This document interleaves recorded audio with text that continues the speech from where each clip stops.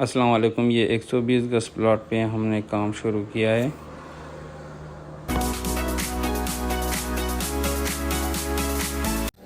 अब डीपीसी का काम है।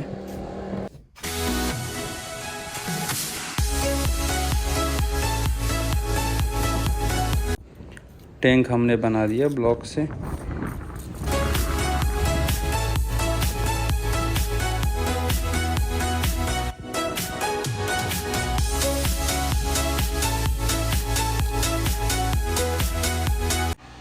चुनाई का काम तकरीबन 35% हो गया है।